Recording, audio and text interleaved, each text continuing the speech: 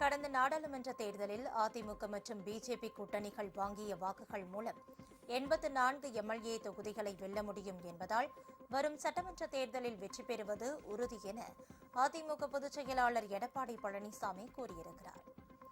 அதிமுகவின் செயற்குழு மற்றும் பொதுக்குழு கூட்டங்கள் சென்னையை அடுத்த ஸ்ரீவாரு திருமண மண்டபத்தில் நடைபெற்றன. இதில் பங்கேற்று இறுதியாக எடப்பாடி பழனிசாமி பேசினார். அப்போது வரும் சட்டமன்ற தேர்தலில் அதிமுகவின் வெற்றியை யாராலும் தடுக்க முடியாது என்ற அவர், கடந்த நாடாளுமன்ற தேர்தலில் அதிமுக கூட்டணியும் பிஜேபி கூட்டணியும் வாங்கிய வாக்குகளை கூட்டினால் 41.33% என்று தெரிவித்தார்.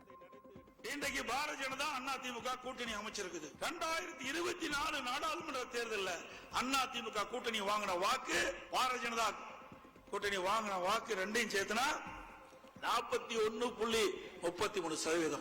2019 நாடாளுமன்ற தேர்தலில் இந்த நாடாளுமன்ற தேர்தல் 2 இடங்கள் தான் எம்எல்ஏ தொகுதியில் வெற்றி பெற்றோம். 21 75 தொகுதி வெற்றி பெற்றோம். இப்போ அதிமுக பாரதிய ஜனதா கூட்டணி அமைச்ச பிறகு 84 இடங்களை வெற்றி பெற்றிருக்கிறோம். அப்போ 19 2 இடங்களை வெற்றி பெற்ற போது 84 என்று சொன்னால் 75 என்று சொன்னால் இப்பொழுது 84 என்றால்